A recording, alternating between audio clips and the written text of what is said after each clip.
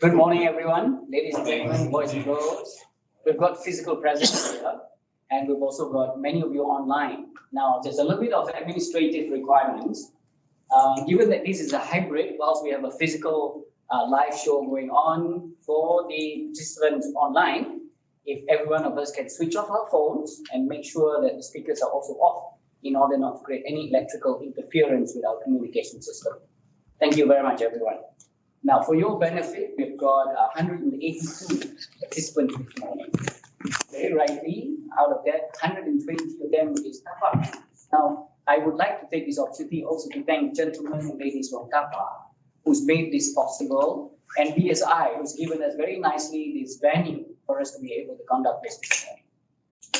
Without taking too much time away from you guys, I think what's important is we're going to deal with the subject matter, and therefore, I will concentrate in paying a lot of attention to make sure you get to speak to all our speakers through your communication system. For those who's live with us, live questions we posted later. And whilst we have the three of them coming on to provide 15 minutes presentation, each and every one of them, we quickly take a break, reset ourselves up to moderate question and answers, and then by 11:30 we should finish it all. But ladies and gentlemen, boys and girls, please do ask questions, because I think the supply chain hyperconnectivity and risk mitigation is the way forward for most businesses, at least to restart where we've got supply chain issues going on.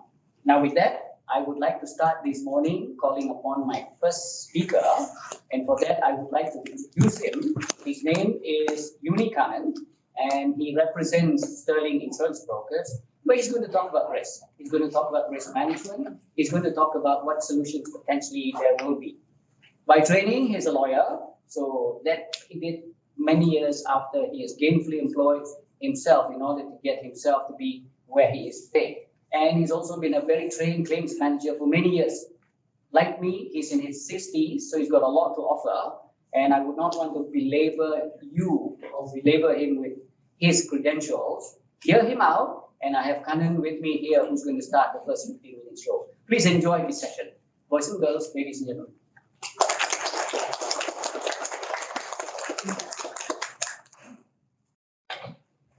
Thank you, Ali, for that wonderful introduction.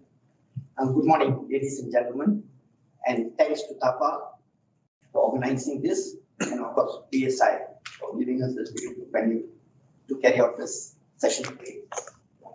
Okay, let's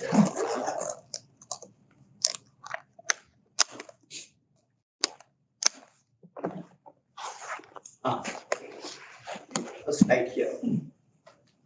When we talk of supply chain is interlinked actually with the geopolitics and the geoeconomics of the world. Any crisis in this situation has a direct impact on the supply chain. And as you can see, when a crisis happens either in one of the situations, there's going to be scarcity of cargo, there's going to be inaccessibility to the areas, shortage of in these areas, and of course that has got a direct disruption in the entire supply chain. And this can be seen in the ongoing wars in Ukraine and Palestine, if I consider it a war. And this is what this has affected the supply chain, and this is something that is unavoidable sometimes, but the stakeholders have to take into account of this. The last, but on the climatic change, and this is something that is quite worrying because it's beyond all of our control to a large extent, is the climatic changes have got a massive impact on the supply chain. There are these floods happening in certain region. At the same time, you have drought in another region. And this has caused, as you can see, infrastructure damage, livestock, and agricultural products. And this is something that there was a survey done in 2021 by Swiss Re, who conducted a survey and found that Swiss Re, by the way, is one of the largest reinsurance companies in the world. They did a survey in 2021, and they found that there's an 11 to 14% drop in the world economy due to this climatic change. And by 2050, they expect $23 trillion loss per year annually arising from this loss.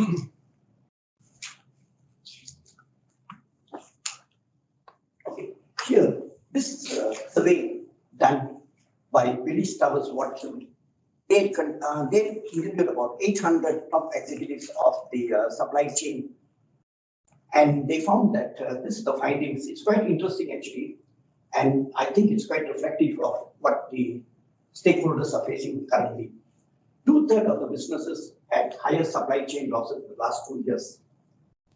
Surprisingly, only 17% have specific business interruption coverage when it's easily available in the market and they should have taken advantage of it. Extreme weather condition, only 25% feel adequately covered. And economic and inflation, you can see that 32% and 26% respectively feel that that has affected their supply chain. Cyber security, of course, this is a very important area. 34% feel that they are highly exposed to this supply chain in their supply chain business, and 54% feel that there's a medium impact. Now, there's a daily loss of about $1.5 million on an average in this supply chain distribution. Okay, this is something that I'm not really sure how this is going to apply to you. 70% of the supply chain stakeholders feel that it's extremely or very complex. Okay, on the financial impact, supply chain disruption resulted in about 3 to 5% expense increase and a 7% sales decrease. Okay, here's the supply chain map. This actually, I've just rooted the, you see the root of any buyer and seller is involved in the movement of cargo. It originates from the seller and it goes through the stakeholders like the logistics service providers. Then it goes on to the port or the airport. Then it's carried by sea freight or air freight. And the same thing goes on until delivered to the final destination. Here, the seller and the buyer are the ones who have actually a financial interest in the cargo.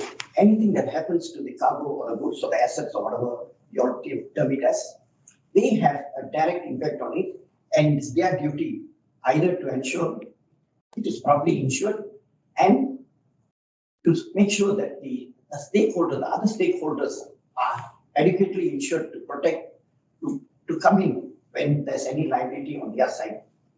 Now, when you look at the seller and the buyer, the good shift, actually the interest on the cargo or the asset transfers from the seller to the buyer at one point in time of the transit.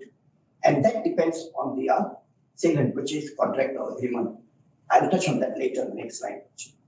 Now, as far as the other stakeholders are concerned, they have their own interest to protect because they're a bailee or a custodian of the cargo at one point or the other.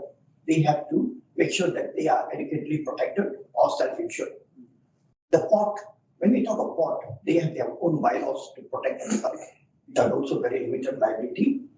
But the same applies to airport terminals. They have their liabilities, but they have their restrictions as well, limitations as well. When it comes to sea freight and air freight, they too have their own limitations and conditions of carriage. It comes under the international conventions, which we shall touch in the following slides. This, I find, is the most important area in the entire supply chain. Okay, any business or any new venture starts with a contract. And this contract is something that I think attention should be paid to it because it defines the roles, the responsibilities, the indemnities, and the liabilities. Now, these are things that we noticed in our past experience handling claims and being insurance that the stakeholders are not fully aware of their liabilities and responsibilities, and they are left sometimes caught in a lurch, and they come out with their own money, and sometimes some of them even go bankrupt actually in this course. Now, regulatory compliance. I think it's very important that they have a risk manager or a compliance manager at every point. All the stakeholders should have this in mind so that they have this, ensure that they are fully complying with the regulation and also to watch out for any regulatory changes. Supplier client evaluation. Okay, this is something that is your own check and imbalance, because you have to always constantly keep assessment of the people involved or the people you are dealing with to make sure that they are properly addressed in case of any vulnerabilities. Monitoring, of course, these are the systems that you have in your place, in your workplace, and also on the documentation, the flow, and reporting systems. Now, how do you monitor? For example, I just mentioned inventory losses.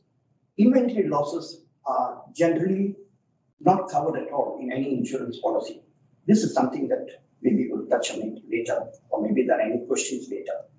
Okay, then we have contingency planning. This is basically you should be well aware of your business, and you should have a plan B based on any disruption that you can foresee. Insurance, okay, last but not the least, to ensure proper coverage at each stage of the supply chain, they have to ensure that their interest is covered.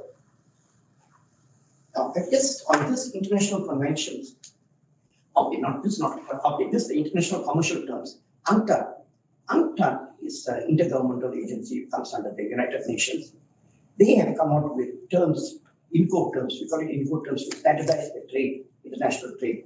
And this is something that all of you all should be fully aware of, because this is very important. This is where, as I mentioned earlier, is where the transfer of the risk takes place. The interest from one party to the other party. Basically, we are talking of the buyer and the seller here. It's not the stakeholders, the buyer and the seller. So in this case, I've just picked up the main 4 areas that you can see: FOB, CIF, CNF, X works. FOB means free on board. I think many of you all will know, but free on board means that it is the seller's responsibility to ensure that he is insured the cargo until it goes over the rail of the vessel. So that means the inland transit, the warehousing, and until it is loaded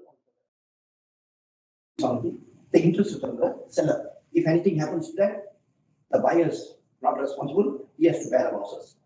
Now, CIF, cost, insurance, and freight. Here, the seller sells it on cost, insurance, and freight. And as you know, marine policies are freely assignable. It can be assigned from one party to the other as long as the interest is proved at the time of the loss. That's another topic, but we'll not touch that in detail. So here, the cargo is shipped and everything is taken care from X works. That means from the point of picking up the cargo from the seller's premises, it covers right until it goes to the buyer's warehouse or final destination. CNF is cost and freight, no insurance. So now it becomes the buyer's responsibility to ensure that the insurance is in place when the cargo is picked up or moved from the seller's premises.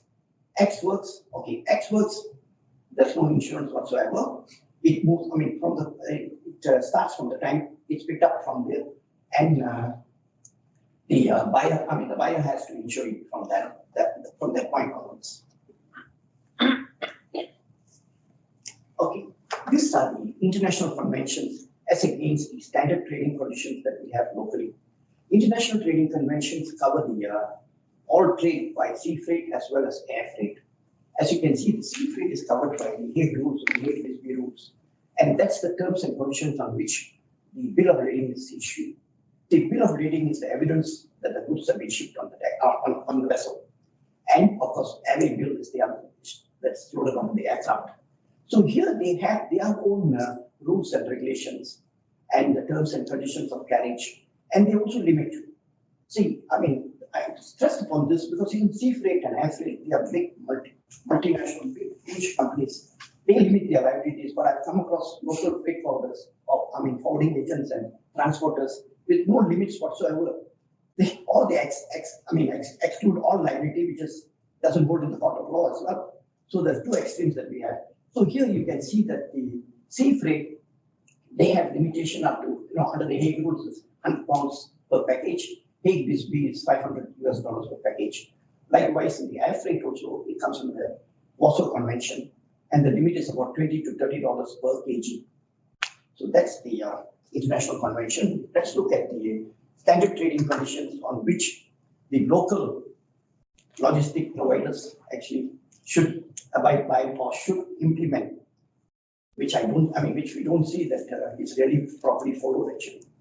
Now, there are federations or associations involved, like FMFF, Association of Malaysian Hauliers, AFAM, Athlete Foreigners Association of Malaysia. And you can see that it's more or less the same. It's 5 ringgit per kilo with 100,000 any money value. See, they don't have, as a logistic forwarder or a service provider, you don't have to insure for the full value of the cargo. Because in the first place, you don't even know what you're carrying. You're just being told, take this package, move it from here to there. You may have a description, but there's no value whatsoever. So you are not liable for the full value of the cargo. That's why, as mentioned earlier, it's the seller's responsibility and the buyer's responsibility to insure it, depending on the other terms and conditions of sale and purchase. So here, but nevertheless, you're a bailey or a custodian of the goods as a stakeholder, as a transporter. Now, you cannot totally exempt liability.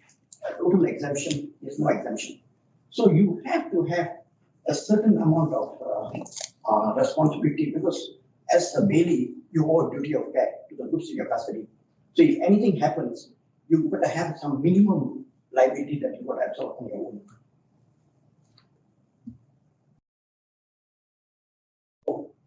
On the last slide. Okay. Now here, it's not a comprehensive thing, because as you know, insurance, there are so many policies that we can talk about. But let's pick up very quickly. Okay, marine. Marine covers the entire movement of the goods from A to Z. And it's not just cargo alone, it covers by land, sea, rail, by river, by air. So it covers everything. As long as it is indicated to the insurers, they cover everything. And then of course under marine you have the vessels, the vessels can be insured, and you have marine liabilities. The port liability comes under a marine portfolio. Then you have warehouse operators. I think warehouse operators have their own standard trading conditions which they should implement and ensure that it's followed through, and they have their work instructions which need to be followed. Employers' liability, very quickly I touch on employers' liability, because many people overlook this. Employers' liability is any injury or damage, more or less more to do with injury between a co-worker. When that happens, the injured worker can sue the other worker for causing his injury. And when that happens, actually, it should stop there, but no. A smart lawyer would bring in the company, and vicarious liability. So by way of vicarious liability, the company is brought into the picture. So now that is something that organizations should look at and see it's in place. Okay, business interruption. Earlier we saw that only 17% have been insured for your business interruption. Now, this is something that is easily available. You can cover for your business interruption, because what mostly people do is cover the assets. They're very particular about assets, but they're not sure. They're not the repercussion of the asset damage. Okay, you get paid for it, but the following thing, how long does it take for you to come back to your position you were before the loss? So that is what business interruption covers. Okay, trade credit. I think most of you all know what's trade credit. So this facilitates you to expand your venue of businesses, and also with this in place, even the banks will give you a larger credit line. Okay, directors and officers. Now, the directors and officers, it covers the company is an entity by itself, a legal entity, but the work is done by the people. So the directors and officers, they can be sued in their personal capacity by, it could be a breach of some regulation, or it could be a fine, for some impropriety. So now when that happens, this policy comes in and defends that legal fees and whatever the compensation to be paid out. Freight forwarders, I think we already touched on freight forwarders. Now, cybersecurity is another area. As you can see earlier, the 24% field has a big impact on it. And this is something that, in spite of whatever firewalls and things that you have to protect your data and devices and everything, this is something that you got to look for. And with that, I think that's done. Okay. I think thank you.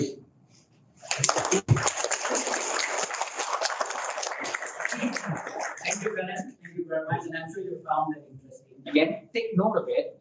The difference is we're going to have all three speakers come on, then we'll moderate questions. If you write it down somewhere, you can put it on Slido or ask us. Of course, ladies and gentlemen who's here, please put up your hands later and we can engage physically. I'd like to call the second one. This gentleman is none other than Mr. Madhu Lokan. He is our Executive Director of TAPA Asia Pacific. And Madhu is a seasoned executive. If at all, that's the least we can say in the logistics and supply chain. I have to read because it's specific what he does, which is very important. And he's also a strong advocate of providing efficient service and value of logistics and supply chain community. So ladies and gentlemen, someone like this will not only help the business, but will also keep you in place for the right reason. Currently serving as Executive Director, and Madhu is also part of TAPA's Worldwide Council.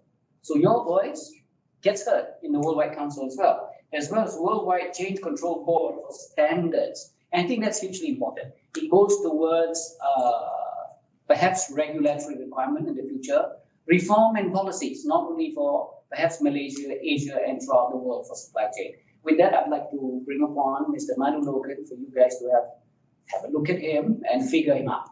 Please, Madhu.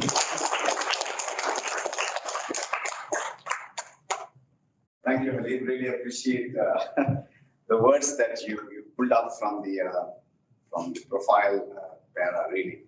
I mean, I also thank all the members, TAPA members, and the guests, ladies and gentlemen. Really appreciate your time to physically be available here, though you all would have chosen the online webinar version, comfortably sitting in your offices or coffee shops, wherever you would like to be. But the important point here is that, as Ali rightly mentioned, I represent TAPA, so there's a lot of responsibility. So, and I really thank the members, of course, premier partners like Sterling Insurance, and not to really, forget the team which is supporting me, my team across Asia Pacific in different countries who really work towards the members. But nothing is possible without the board, and I thank the board of TAPA Asia Pacific, who are actually members who have come onto the board on voluntary services to enhance the standards in supply chain, to have a business which has got lots of disruptions in today's world. So how do we make sure that TAPA is adding value to the business? How TAPA is a business enabler for most of your businesses. So my role is to ensure that that is rightly addressed, articulated, and if you have any questions on that, I'm happy to take about it.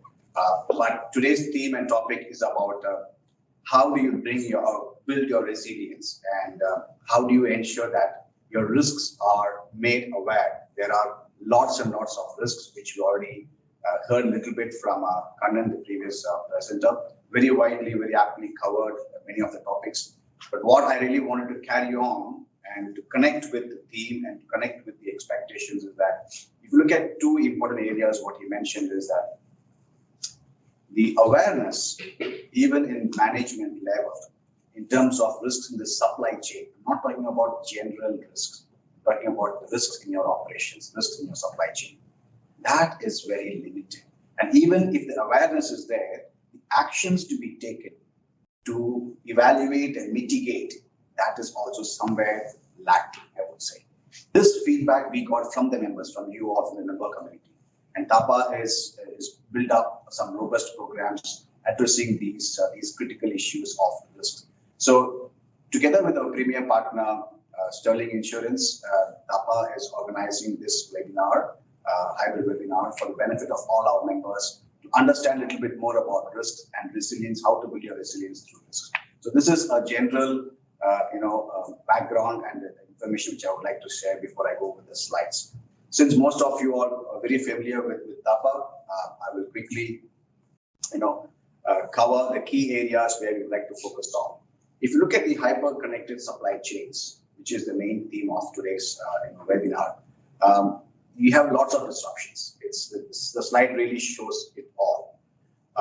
If you look at the last the most important, let me go from the last one, counterfeits, the illicit trade, the brand protection. This is the key aspect today, because during COVID times, we realized, we all know, especially on the pharmaceutical side, especially on the FMCG side, there's lots and lots of counterfeits, which has really impacted the health and the society. So when the business is focusing on the top line, the society is really getting affected because someone in between the business and the society, the so-called syndicated or organized crime sections of the society, they are the ones who are spoiling the supply chain. That is where you have all your brands getting affected. You want to buy a good brand to ensure that the quality is good.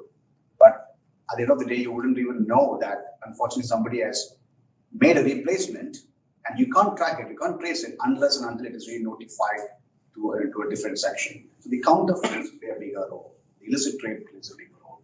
Then you go to the next one from the bottom, partners and vendors liability. Now, when you choose your partners and vendors in your supply chain, right? We're focusing on supply chain here, so let's stick to that. When you choose your partners and vendors in supply chain, what is the mechanism that you adopt to ensure that you are choosing the right partner? Is it just because of the price levels and SLA levels, which normally most of the organizations, unfortunately, at the procurement side, they wouldn't know the business core pain points. They may have a look into the organization's key areas of vendor evaluation in terms of the vendor's financial background, maybe the pricing, the sales level, etc. But the important point is that talk to the supply chain head and understand where his pain points are when it comes to the supply chain risks where he is exposed to. And last but the least, the most important one is that the crime that happens in the supply chain. You could see that there are lots of thefts, cargo losses. So during the supply chain, lots of losses happen.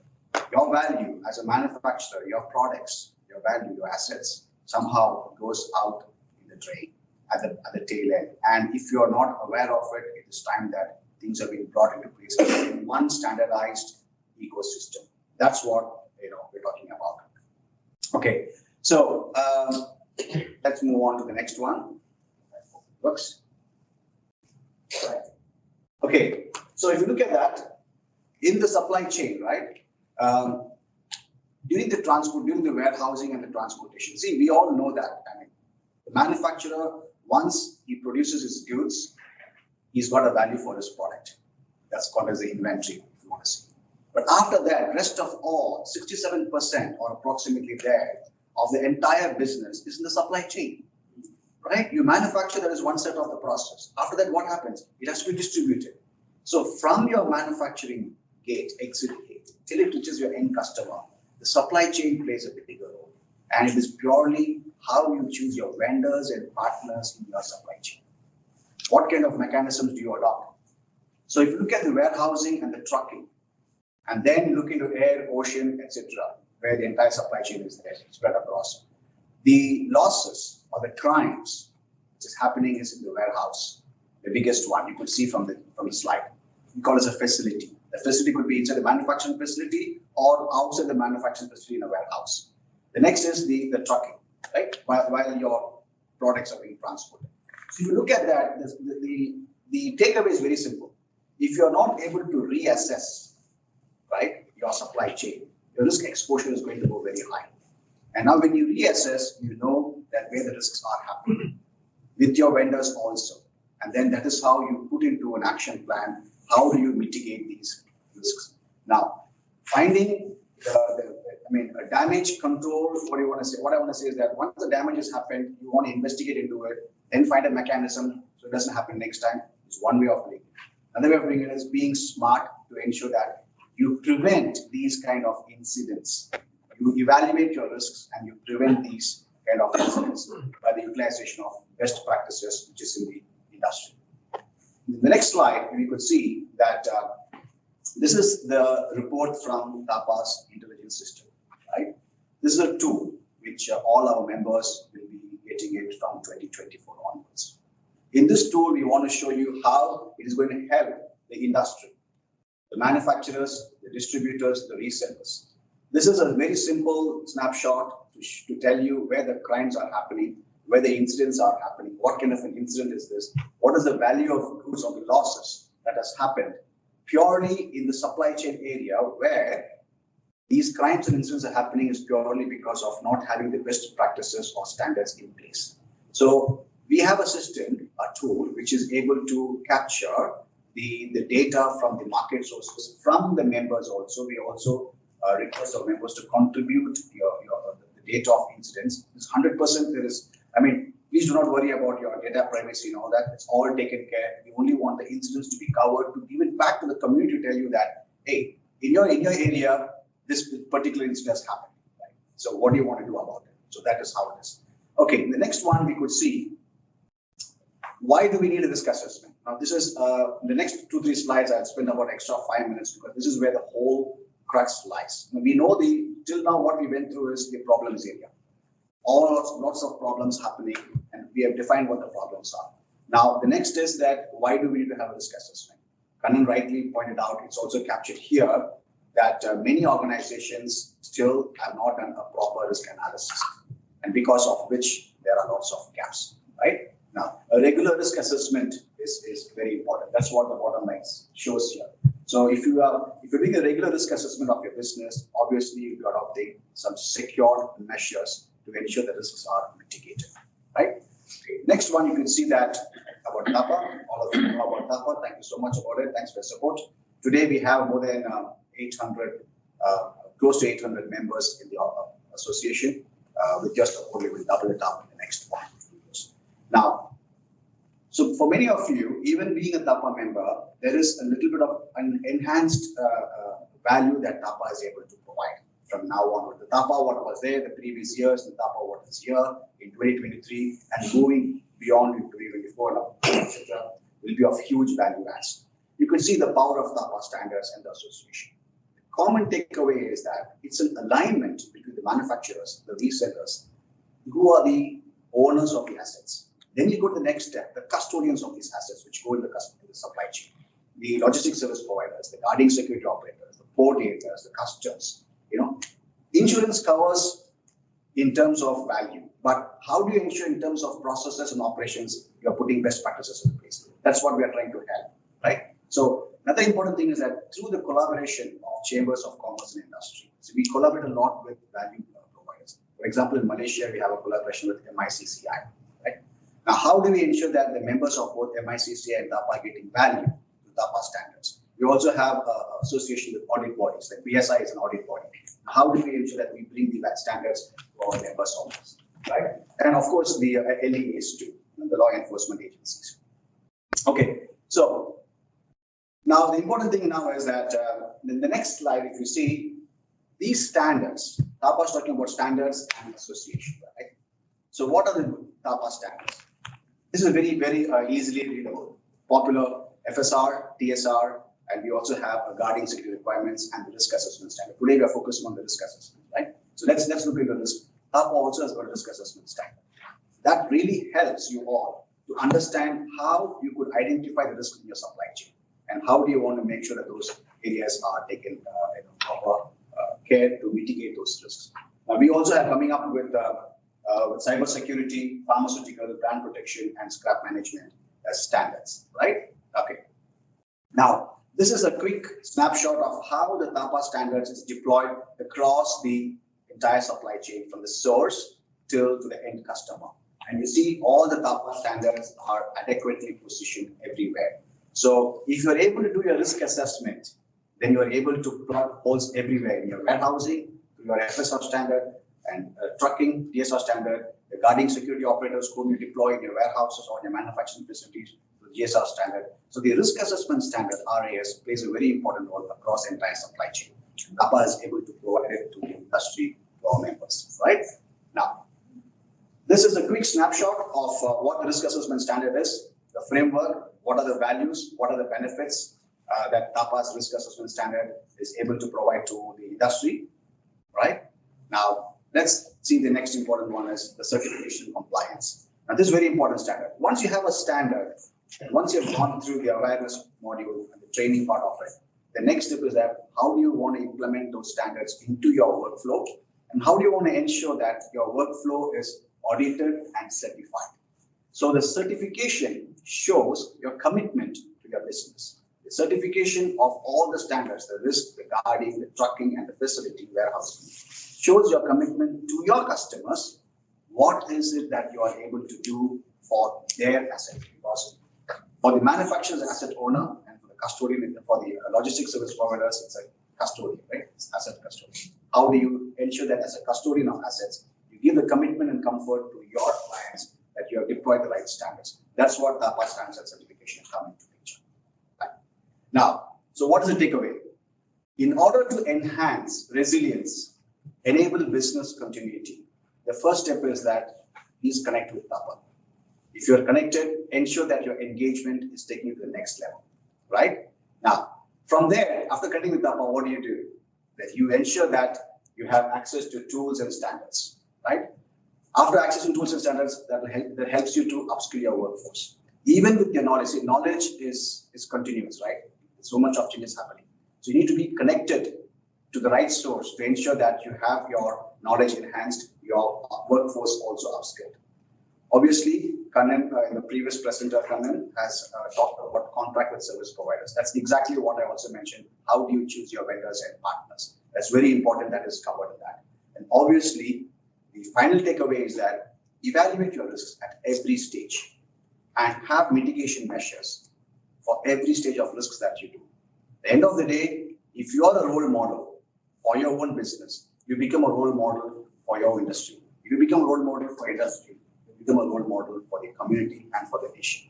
So through you and through your business, through your community, the nation is also secure. So risk assessment and taking right measures is very, very important. So thank you, gentlemen. Evaluate your risk and mitigate it. Thank you so much. Very good. I think you've now heard the other part of connectivity, which is assessment, and also wanting to be resilient. Wanting to be resilient requires infrastructural change. That starts with mindset change, ladies and gentlemen. That's why he gave away just now. Now, the third one, we've got NJ Azrul, Wan Azizan with us to continue the journey, and he'll talk about evaluation and measures as well to put in place. Azrul is the Operations and Technical Compliance Director for BSI Malaysia, and he provides in his services the managing and delivering of assurance services to support the country's business and maintaining governance for for accreditation or certification schemes, both local and international. Give me a bit of a break. I'm 66 years old, so my eyesight is not very good. But I hope you don't mind me. He has vast experience, particularly information and security IT services, management, cloud services, as well as quality systems, business continuity management, anti-bribery, and everything else.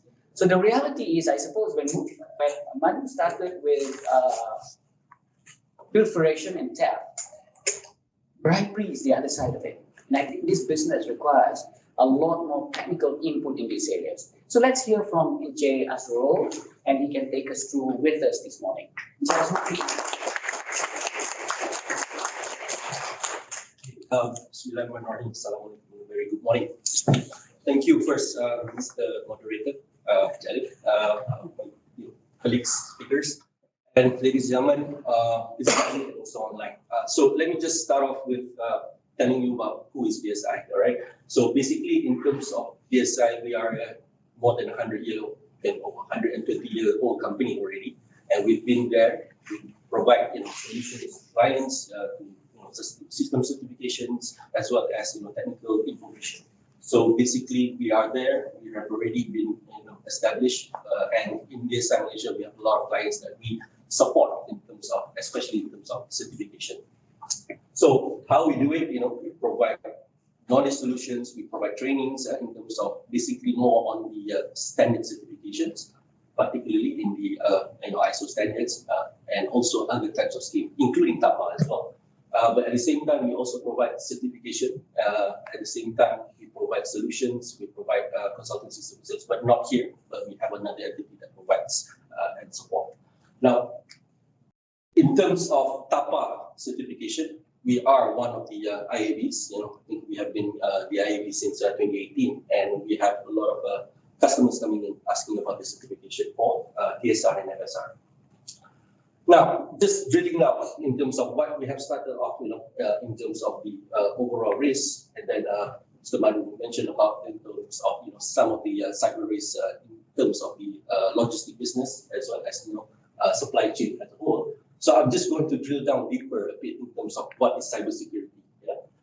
In BSI, we talk about cybersecurity as a whole underneath our digital trust schemes. Now we have a lot of other schemes that provides not only just cybersecurity. We talk about information technology. We talk about information security. We talk about a lot of other cloud services. So cybersecurity is just a subset of the digital trust schemes that we have. Now, in the current logistic business, I understand it has become more complex, with the integration of the information technology, operational technology, and you have also artificial intelligence, as well as the IoT devices right now. It has made the business vulnerable. A lot of type of attacks that we hear. Those that we hear are those in the big industries or big names. But as you know, that it has become a regular thing. Every single organization attacks is happening every day. So it has become a really significant impact and disrupt the business when it comes to cyber crimes or cyber threats. Now, some facts that we have gone through, or probably you are aware of, a lot of, you can't say anything right now that everything's all under manual. A lot of you, at least emails, at least using laptops is there for you to run your business. And when it comes to logistic, I know that why is it relevant to me? I just buy trucks, I just move freights. But at the same time, those cybersecurity, if you can hear or you have heard before, it has done making some impacts in terms of loss of data, even loss of cargoes because of the cybersecurity attacks. Yeah. Now, in terms of those, as a whole, cybersecurity, as I mentioned, falls under the information security. So when it comes to the information security assets of information, we talk about people, we talk about hardware, we talk about software. These are all being, compromised because of this. That's why the disruption and the impact of the organization's business has taken a really huge toll. Now, in terms of, let me just skip all this. Yeah, some facts that I probably don't want to go into detail, but you've heard a lot out there in the social medias, in the newspapers. So all these are all nothing new to you. But how does it impact to you is because of sometimes IT downtime that affected the financial loss. It becomes the financial loss. And we talk about brand reputation. That's why, because of this, the devaluation of your intellectual properties, your brand, your reputation has been affected because of these vulnerabilities that has been exploited. Now, a lot of cases recently that has been come up before. A lot of these are not just data, but it's all about ignorance. It's all about awareness. It's all about are we doing it the correct way? So that's why BSI comes in and to introduce in terms of all of these, assist in terms of certification. What kind of things that we can look at? So that's why we need to look at in terms of cyber security management. So one thing about cyber security management is that where we currently certify clients in terms of information as a whole. But like what Mr. Madhu has shared earlier is because of we have those cybersecurity standards that is being introduced by TAPA. But a lot of things if you look at the whole picture in terms of the standard requirements, because right now cybersecurity or cyber laws are no longer an option to you guys. It is a requirement.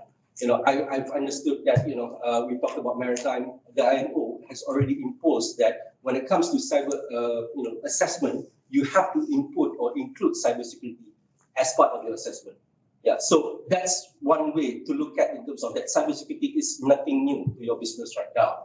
And a lot of these requirements or standards right now talks about awareness, because a lot of threats is all based on people. You don't need to have the multi-million dollars of systems or processes, but at the end of the day, people are not aware about it. Yeah. So a lot of times it's all because of people, and that's where standards, either TAPA standards or ISO standard talks about risk assessment, but it comes to risk assessment, identification of risk owners, risk custodians, but in the end of the day, it's all about training and awareness to the people. You have to make them aware. It's a top-down approach. So why cybersecurity management is because of, we talk about a lot of standards, we talk about a lot of requirements, we talk about how you implement the four major things in the management system when it comes to the people, the processes or the organizations, as well as the the technology, as well as the infrastructure. So benefits, I don't need to praise, but a lot of our clients, they talk about, yes, we have improved, but it doesn't guarantee. It doesn't guarantee that you will have zero cybersecurity threats. It doesn't guarantee that you have no issues or no incidents at all. But at least with the management system or whatever certification that you have currently in place, talks about how you put controls to prevent, but at the same time, you have to detect if it happens, if it attacks, but then at the end of the day, how you react on that. Yeah, because the ultimate aim is that it doesn't, you probably not taking, taking away anything from Sterling, but it's easy for you guys to transfer to insurance. But at the end of the day, the implementation has to be there. So risk is a lot of chunk that has been talked about in ISO standards, in also TAPA standards as well. So we talk about in terms of identification of what are the threats, what are the vulnerabilities that are being exploited, and what are the impacts of these risks. So take a look at the standards, take a look at all the necessary controls in place that needs to be done in implementing the system. So if you have came across the TAPA standard, which was introduced in 2021, which is talk about all the policies, talk about all the procedures in place. You need to have also the risk assessment. A lot of chunks about it is all about risk assessment. Yeah, and in terms of how do you put in terms of network controls, in terms of how you put in hardware and application controls. How do you look at in terms of outsource activities? Because dealing in logistics, I believe that you are also dealing with third parties. Your business partners, your service providers, your stakeholders. So these are all also needs to be put in place. How they ensure that they are also being compliant or being accepted. There is a threat in terms of cybersecurity. Okay, so other than TAPA standards, we also have a lot of other type of standards out there that we can assist organization. But probably you are thinking of, this is going to be a lot of things needs to be done. But let me just share with you what we have got feedback from organizations right now is that, when it comes to conformance costs, if you are already right now TSR, FSR, certified, probably in terms of the implementation, the policies, the procedures, you are already there, 30% already in terms of certain element of controls that need to put in place. So if you are moving forward from TSR, FSR, you want to go to the CSS, the cybersecurity standard, you just need to get more a bit in terms of 20 to 25% for you to establish further. And the end is just certain specific requirements that have been covered. And then moving forward from there, if you want to go further beyond, we have ISO standards out there that talks about more beyond just cybersecurity, the whole information security. I can give you an example. You already covered 70% of it. So in that sense, we talked about multiple integration of standards, multiple integration of certification. It helps a lot, but in the end of the day, it has to have a more awareness, a more understanding about how implementation is all about. So a lot of things, a lot of feedbacks also say that, oh, this is a facility team responsibility. Oh, this is my CSO responsibility. But at the end of the day, it's everyone's responsibility. It's not just the IT responsibility. So top-down approach from the number one right up to the bottom, you have to have the awareness, the understanding about what is cybersecurity about. So some final thoughts, a lot of times we hear about cybersecurity nowadays, but in the end of the day, we need to look at in terms of, is it important to you? Yes, it is. It's nothing that we can say that it is our focus right now is, yes, it's the business growth, but at the end of the day, you need to also look at in terms of can it affect based on these cybersecurity issues or cybersecurity threats. So by that, thank you very much.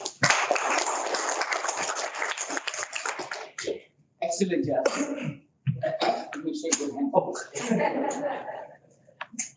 Wasn't that good, ladies and gentlemen? I think it's great, and they've started the platform very well. We just like 2 minutes of time, so we'll take a quick 2-3 minutes to reset the front, so that then we can moderate the questions and all that. In the meantime, I'll give you 2-3 minutes. Think of all those questions. While I have some generic questions, I will ask each and every presenter, but I also appreciate your interaction. Give us 2 minutes for us to set this up. Thank you very much.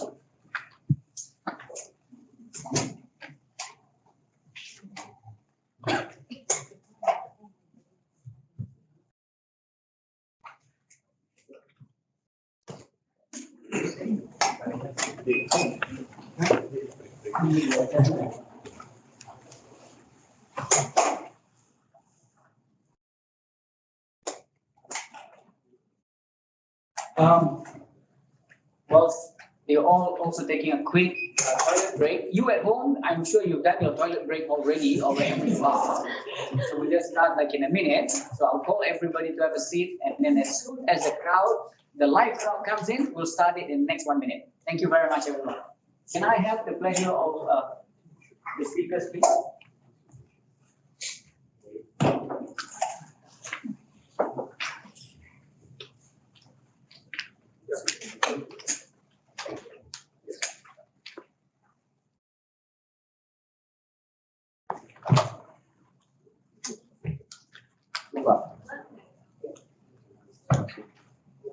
When you have it,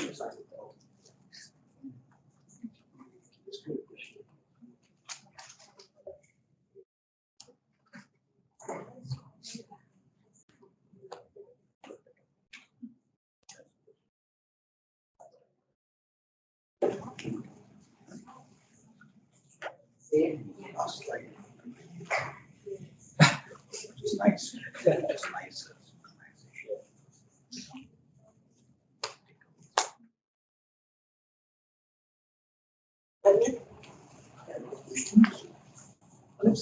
yes, sir. So she can send me a note for them to push.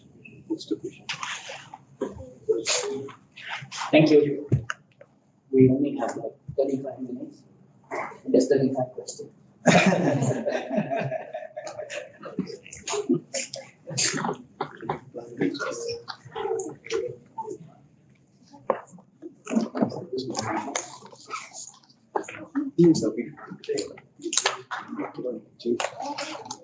Oh, why is he not?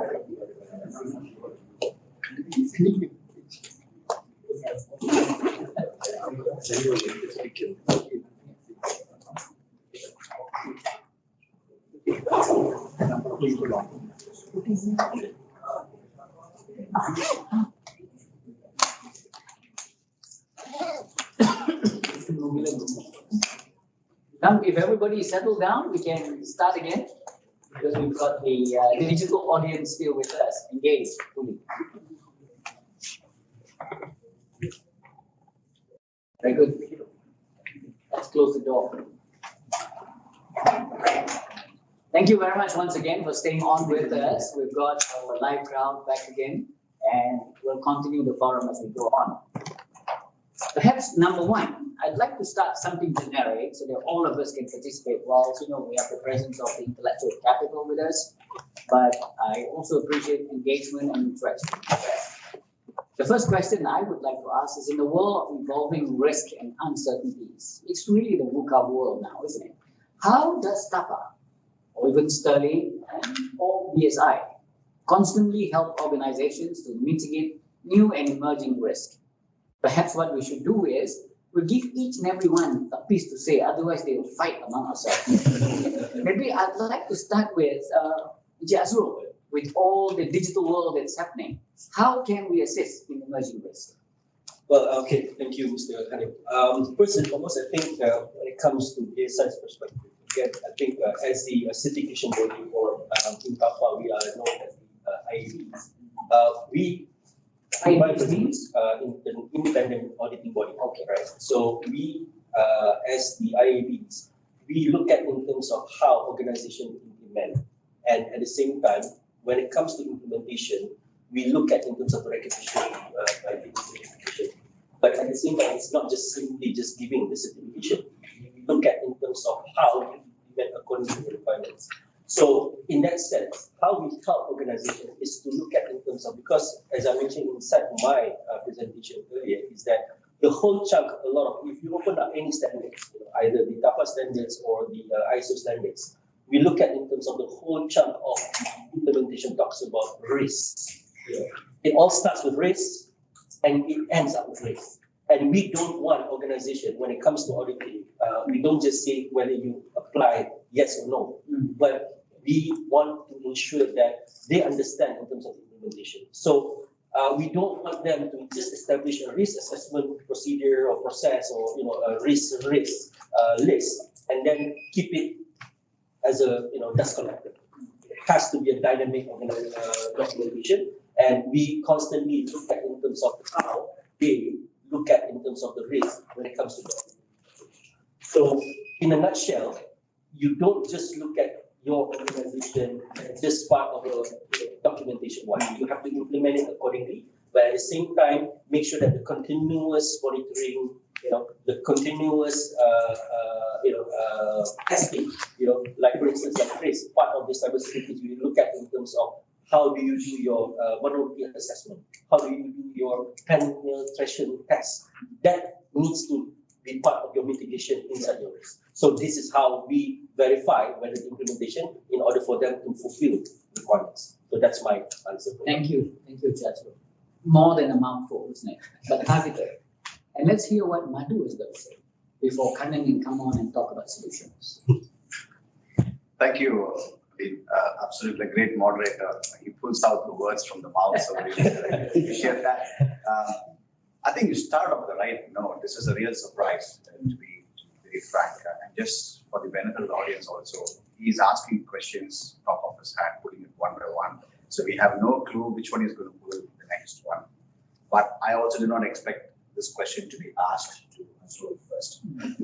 But it's going very well. I'll tell you why.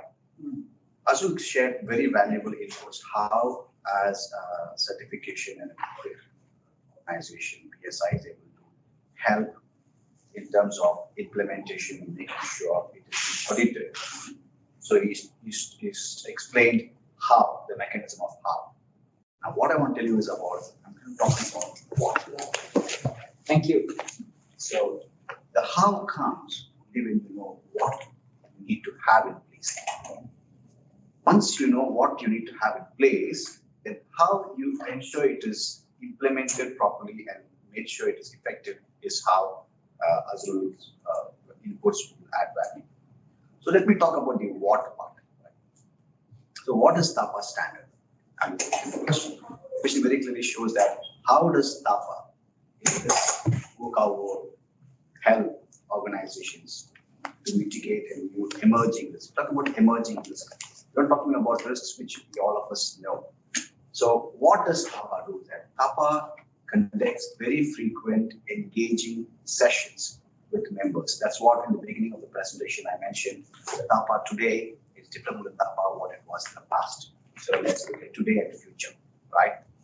So TAPA is able to utilize the knowledge, the skill sets, and the expertise of the members and the industry. From them, we have working groups. From the working groups, we come out with the what part. What do we need to address the emerging risks, the trends that is happening in the industry? Now, how do we find together solutions in place for the future and the betterment of the industry? So what TAPA does is that bring people together, we create standards, we run it through, and we implement it. And once we implement it, that gets audited by the audit bodies like BSI, what we mentioned here. So TAPA plays a very important role, a very crucial role, bridging, creating the awareness to the industry, bridging the gap between the problems and the solutions. So we are able to connect, we are able to understand, because TAPA is nothing but we are all coming together as TAPA, right? We know that. So when we all come together, that is how we are able to identify the risks and put things to place. So for the question, what does TAPA do? TAPA does a lot in terms of bringing talents together, putting the standards in place, communicating it through working groups, and giving it back to the industry, to the members, to make sure that it is benefiting the businesses. That's how TAPA acts as a business value to all manufacturing industries and logistics. Thank you. He has given us a view on the what. But there are other parts of the what that we'll talk about later as well, which includes perhaps things like ESG. Those are not elephant in the room. Now with this, I suppose now we've handled the question of what and somewhat how, but all this requires a solution, right? Perhaps Kanan can help us and give us an idea of some of the solutions you have for perhaps mitigating new emerging risks, at least from the supply chain, from cargo, from cyber, and from liabilities point of view. Okay, sure. Actually, BSI and TAPA have come out with our standards. Very, very good actually. Insurers love all that because it's a mitigating factor. Because at the end of the day, the insurers will pay out. And they can, okay, in spite of all the standards and everything, there's always the element of risk. And that's where insurers come in. And insurance is always an evolving thing. You can insure anything, but there are certain principles on which it's based. You know, there should be insurable interests and it's not against public policy and things like that. So once they have this policy standards and everything in place, definitely insurers will say, okay, this is a good risk. And you get maybe at a cheaper rate when they have all the standards, because the chances of anything happening is now mitigated with all this. So I think definitely we would like people like TAPA and BSI to be there in the market to develop or increase the standards of the industry and as we are as brokers actually, but of course we hold the hands of those people when there's a claim. So we do not want to do a lot of that if there's a claim, by all means. So if this kind of standards are there and if that is fulfilled, it's mitigated. So we come in the final thing. If there is a claim, okay, we are there. That's a safety net. That's what I can say. Yeah, and with standards, with regulatory practices, as well as perhaps methodology to deal with your risk, Kanan didn't want to say it, you could possibly get cheaper insurance premiums as well. Ultimately, it's the cost of doing business. Yes. Yeah, so enterprise risk comes with features of this nature. And maybe let's ask a second question now. Before that, let's see what the you guys are saying in terms of our Slido. Can we put these questions up now? Have we got the answers already? We just wanted to know from everyone, what are the top 3 risks that you are most concerned with, you know, in terms of supply chain risk? So if everyone can just key in into your phone, we will continue to do this exercise so that we can get to see your responses and take you on in terms of those areas that concerns you most. Let's give ourselves 30 seconds.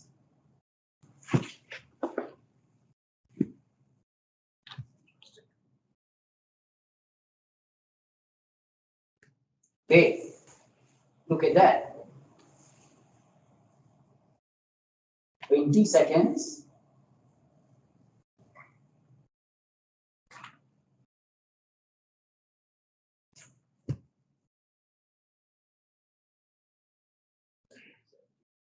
Wow, okay, that's taken a change now.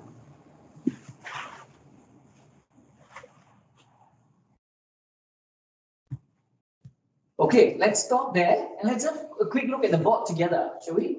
Cybersecurity and data breaches, that's 78%.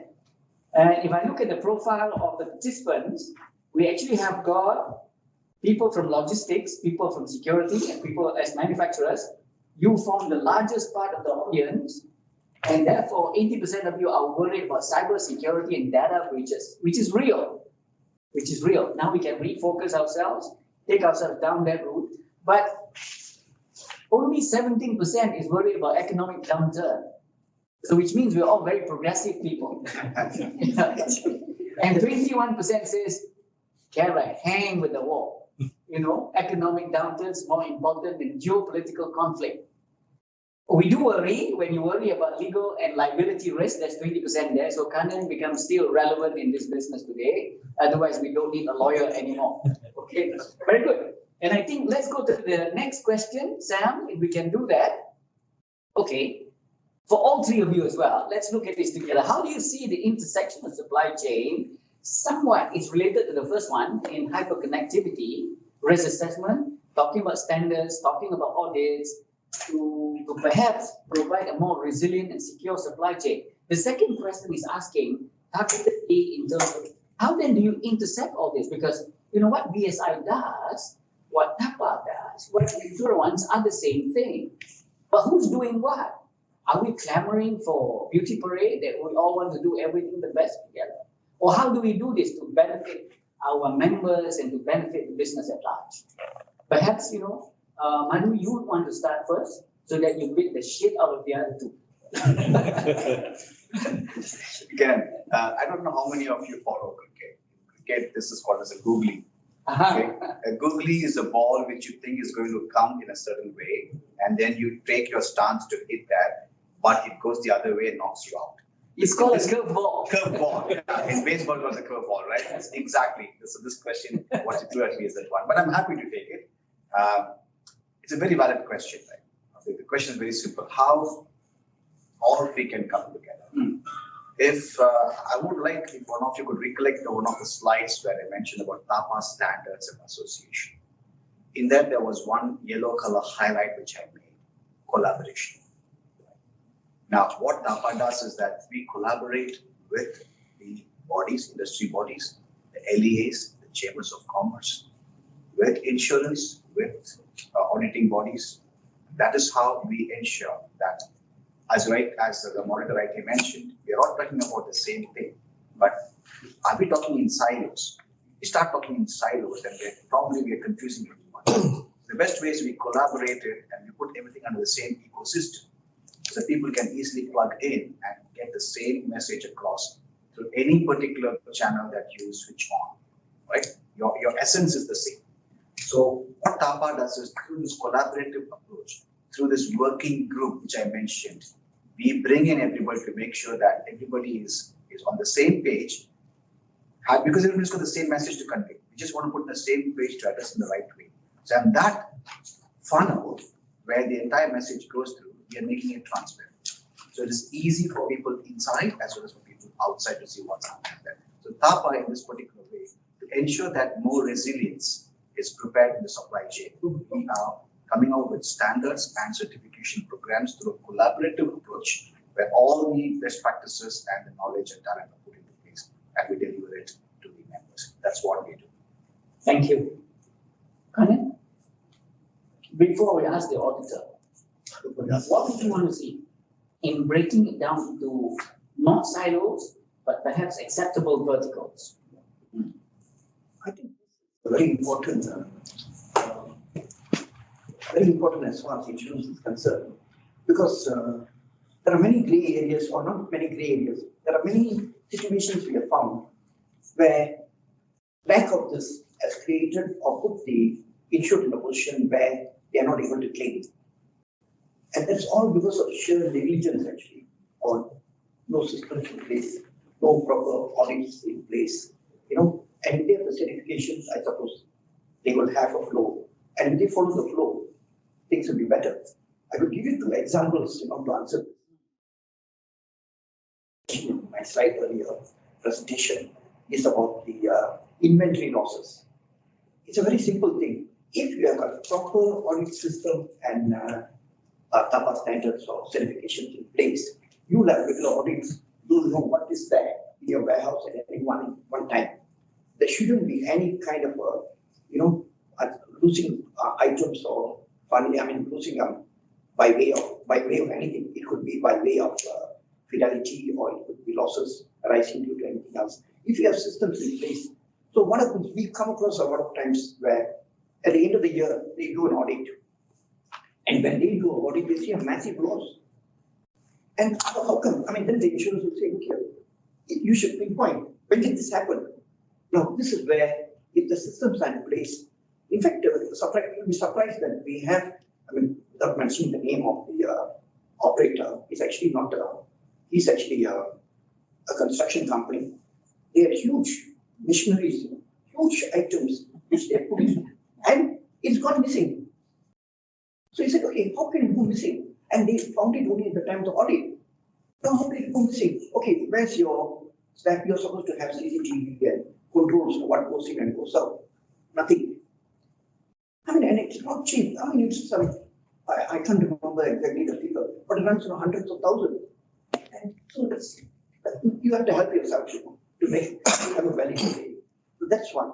There's another situation that I find in transporters. They don't follow certain things sometimes. For example, routing. A routing map is done, especially you're carrying a high cube cargo.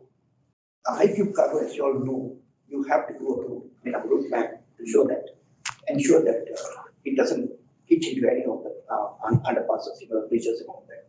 So there was this situation where it's not that's also it's a topside module for FPSOs. So you can imagine the value runs into maybe 2-3 million each. And there was this 2 lorries that's going to pass into London. And one guy decided to overtake the other guy, and he decided to go under the bridge. And this chap who's following the route went on top to come down on the other side. So this sort of went and he got stuck under there. And that cost a lot of money. And of course, I think the forwarder was like taken to task, and I don't know how he paid back all the damages actually. So things like that. So if all the systems are in place, I think it really will mitigate claims. And of course, like the moderator rightly said earlier, I cannot touch the point. Your rates of premiums come down. That's what I have to say for this. Very well. Okay. Thank you very much, Dan. I think that covers this particular question. But at the same time, we've garnered some interest. We've actually got this gentleman by name Alvin, I believe he says L. So that could be Lee or something else, but his name is Alvin. He said, are there common misconceptions businesses have when ensuring and mitigating risk their supply chain? Wait, are there common misconceptions businesses have when ensuring and mitigating risk in their supply chain? He forgot the word in. So, from the auditor's standpoint, this is an easy insurance question. But from the auditor's point of view, do you see misconception in them wanting to insure risk or not wanting to insure risk? Why would there be misconceptions? I think from an auditor's perspective, based on the experience that I've gone through before, we look at into the fundamental of risk treatment, risk assessment. So we have the 4 T's, which is you treat the risk. Yes. You transfer, that's the last risk, and then you have tolerate, and then you have the treat, tolerate, transfer, and I can't recall the other one. Assume. But my point is, I think the misconception here is it always goes back to the last T, which is the transfer, which means that, like I think in my presentation earlier says that it's easy, not taking away from Sterling's business perspective, but it's easy. A lot of implementers saying that let's just transfer the risk to the insurer, whatever it is, they can cover us. So, but the point that is very important is when it comes to implementation, when it comes to understanding the risk assessment, it's always about looking at the value of what you are trying to protect. In some cases, vulnerability of those particular assets that you have identified, either it's information assets or it's a physical assets, you might have less vulnerability, but the impact of the business might be higher, right? Because of the risk that is being exploited. So you as an organization needs to understand when it comes to risk, it has to look at in terms of whether is this giving back to the organization.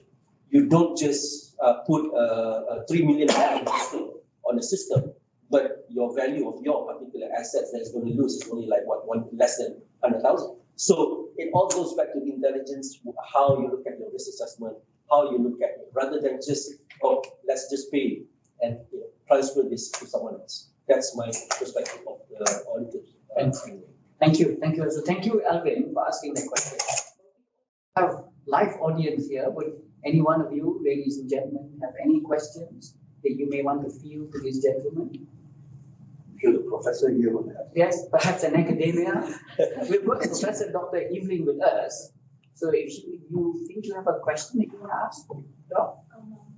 Just don't believe these commercial people. I'm a value commercial, I'm not profit. Okay. I'm not sure if my question is quite relevant, but when we talk about secure supply chain resilience, I think we also shift away from the linear logic of looking at supply chains, where data becomes very central. Critical. So I'm wondering, like in this case, for monitoring cybersecurity or even looking at disruptions, how well is the data management or information systems integrated across the different stakeholders? Because I think that would help in cost savings, that would help in resilience. So that would be my Wonderful question. I suppose our system managed to capture the essence of it, right? I think in reality, now we've got all three people representing various sort of approaches to help you with congregating this critical information to make sure that at the end of the day, whilst we talk about savings, we talk about severity, we also talk about solutions. So maybe Manu, you want to start first because you are the non-profit. very quick. I have the digitization of supply chains. Yes. Sometimes they say you shoot your own leg, right? Then we should both have later. Okay. So if I understand your question, the question is that how do you ensure that different stakeholders, even within the same organization, are brought into one picture so that we are aligned when it comes to disruptions and mitigating the risks and ensuring the resilience is taken care of. From the way I look at it, I've been an operator for 25 over years in logistics space. Now that a lot of interactions we've had with lots of stakeholders, internal as well as external, manufacturers, traders, global resellers, valued about $46 billion resellers. So I want to bring that concept here is that from that experience of being an operator, where we primarily as a custodian of all the assets of people, now into the role of TAPA delivering value back to the community. So in TAPA, when we see that, so we, as I said, TAPA is all coming together as TAPA. Like that's exactly this. My task is to ensure that these gaps are able to be addressed and put a kind of a standards or globalized approach as a solution, as a methodology to the same internal stakeholders. So you have the operations person who's got concerns on his operational efficiency and productivity. You have the sales team focusing only on the top line. You have the risk and the compliance team focusing on the business. Finally, you have the CEO who has to look out everything. So TAPA as a business enabler, though operationally it is at the operational level of supply chain operations perspective, warehousing, transportation, guarding, etc., etc., etc. At the end of the day, what we're trying to do is that we're trying to bring these stakeholders together to make them aware and understand the standards that are put into place, including data privacy, including mechanisms of how the data breach is happening from the feedback what we have, the mechanisms that one needs to adopt to make sure that data breach is not happening, which is primarily you vet your own employees too, periodically, to ensure that there are no insider threats. The insider threat is also another big element of data breach, data breach, right? Because if you pass in today's world, data is your asset, right? And that asset when it goes out helps these syndicates, the crimes to happen to really steal your real asset value. Now, through these TAPA mechanisms, when we bring the stakeholders together, we are bringing all the internal stakeholders also together, addressing it to the top level of the CEO to give him the clarity that this standard is not operational alone. This standard is implemented and needs to be implemented is a business value at the top level. Because once the top understands that this is how it's going to help him in his business, because through this mechanism, you're able to plug the holes, which is happening at the tail end. And those holes, as we rightly saw, the data says 3 to 7% of your sales value is gone, right? If you're able to even save 3% of your sales value, a significant amount of value for the business. So from the question what you've asked, how does it help resilience? Resilience is in two types. One is addressing your losses, what is happening in your entire supply chain. Second is, through the risk assessments and what TAPA has got, you are able to foresee the potential risk which is able to come in. And then you put in measures, mitigating measures to make sure that your business is not affected. That is how you build resilience in supply chain. So that is how TAPA is able to address it, articulate it, and position it to the industry, so that once you embark on that, you definitely see a value. We got feedback from members, lots of members, who say that after 12 to 18 months, they have seen the resilience build up very strong. The result of that high resilience is the result of their losses reduction, which has saved them millions of dollars. So that is how you evaluate your success when it comes to resilience in terms of mission. That's what I would like to have. May I add? Sure. From an audit, certification or IAB perspective, it's really interesting that a lot of feedbacks or a lot of experience that we receive from those certified organizations. They always think that certification is the end of the journey. And all these standards are always being published as a guidance and reference when it comes to all these understanding how the controls, how the things that needs to be done. From an IB perspective, we don't just go there and say that, okay, you got your certification, that's it. And then wait until the next 12 to 18 months, then only you open up that. It has to be something. I'm not saying that it's not a business requirement right now. Yeah, when it comes to tendering, when it comes to whatever kind of initiation, where's your certification? No, it's there. But in the end of the day, the organization needs to understand that these standards that has been it has been published for you to use it as a reference. Do it on a daily basis, and don't just open it up only when certification body or IAB comes in. In the end of the day, if you're doing it implemented as part of your day-to-day operation, whoever IAB comes, don't worry, we are okay to be audited. Please audit us because we are doing it. So look at certification as just a bonus. Make sure that when it comes to implementation, it shows improvement. The graph of improvement is there going up. Okay, perhaps Doc, the overarching congregation of information is very aggressive in the insurance industry. The insurance industry can encapsulate all of it, value each and every standards, procedural requirement, as well as mitigation factors, and put a rate to it. So everybody benefits from it. But I think you're right. The idea is to be able to put together all this information so that it benefits all, save time and cost whilst we go along with the journey, isn't it? That's how you might see it. Very good. Thank you very much from the floor. Now we've got another Slido question. Let's put it up. And that's the answer that we've got. Which of the following is the main reason and benefit to be certified by global standards like TAPA standards? So everybody, or almost 80% say improve resilience and risk management. That's exactly what Madhu was talking about, resilience and risk management, end-to-end supply chain, like what Azro also mentioned. It reduces losses, it improves reputation and competitiveness. I think that's underscored. When you have got proper resilience, it actually improves reputation a lot more. It goes to show the CEO is on top of it, he's on the ball, and he's coming earlier than everyone else and going home late for whatever reason he has. Okay? But being compliant, 0%.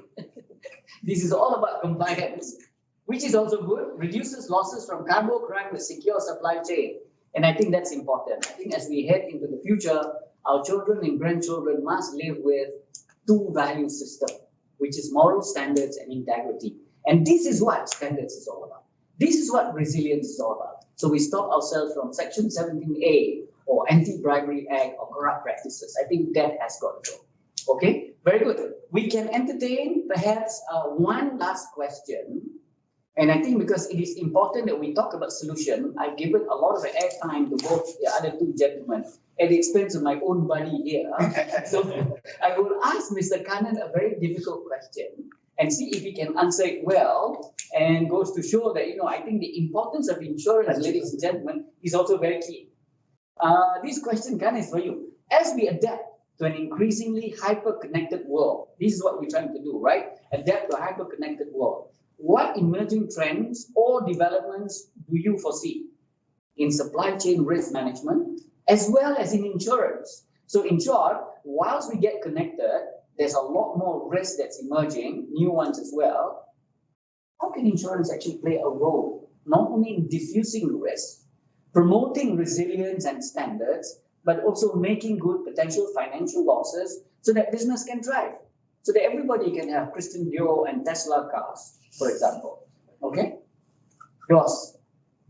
Actually, insurance is quite adaptable. Actually, it moves with time. It's time, and it moves with the risk in hand. But you and I are dying. But the insurance is moving. Okay. We are out of the picture too. Okay. So actually, you look at it that hyperconnection of whatever, the entire thing chain. Insurance, I could look at it as the more hyperconnected it is, the better it is, because the risk moves anyway from one party to another. And So it's about risk management, isn't it? yes, it's managing risk, and managing risk at each stakeholders when it's in the position. Yeah. With standards and with audits. That meets the requirements for information communication. And if you look at it, because let's take a cargo insurance policy for the matter. It can go through the entire system. It can go through various stakeholders. As long as this is reflected on the onset to the insurers and you're covered.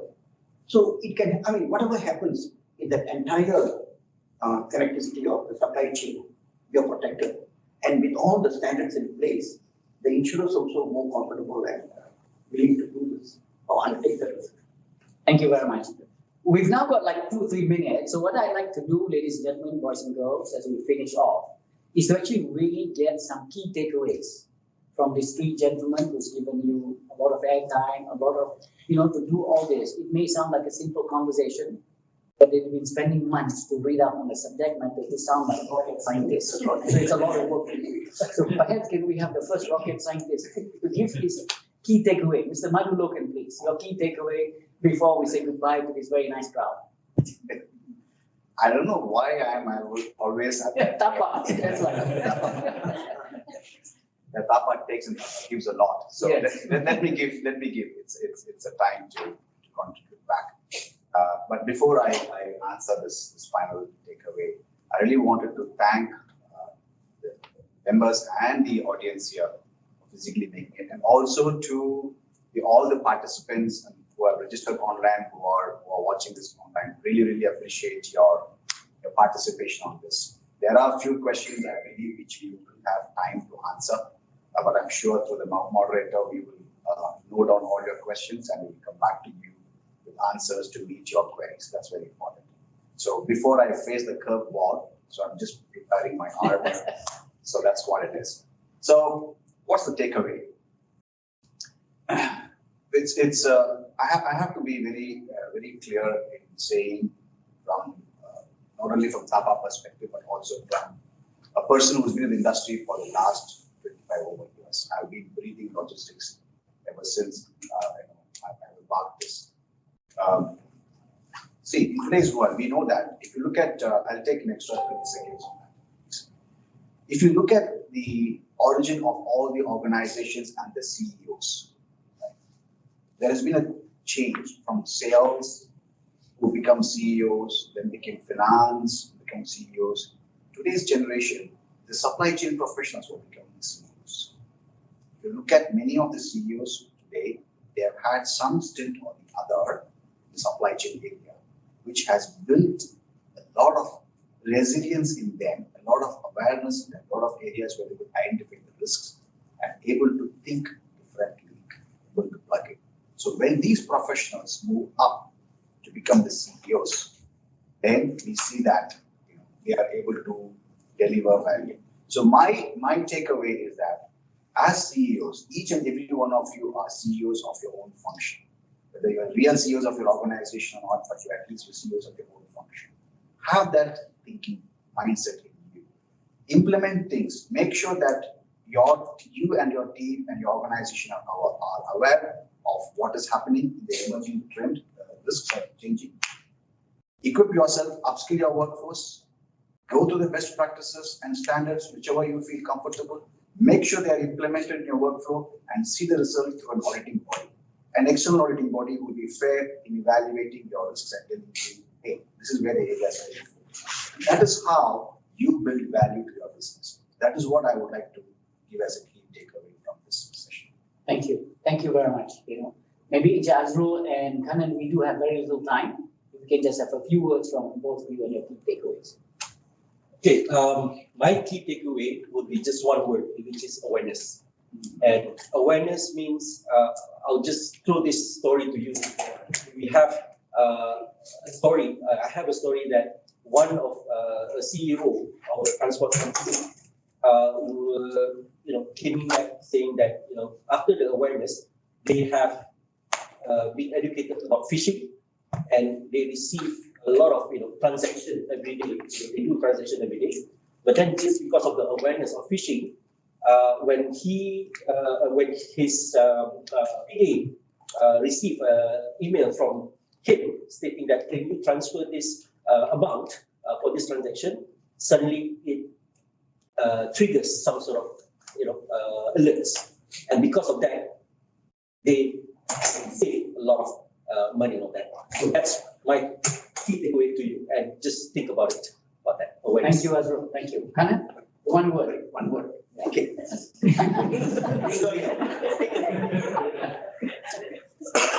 I think all organizations need a risk manager with all the standards and everything, but all of us have talked about. Without a risk manager, I think you need somebody to audit, somebody to implement it. Audit, yes, is take some months away, but you need somebody in the office. And a risk manager, independent of the CEO, who reports directly to the board of directors. And I think that is my takeaway from you. Thank you very much. Now, as a last part to this, I would like to thank TAPA as well as BSI again, and all of you distinguished guests, ladies and gentlemen, and all of you at home as well. Perhaps for me as a moderator, it's been a great time that I've had this morning. My key takeaway is buy insurance. Thank you very much.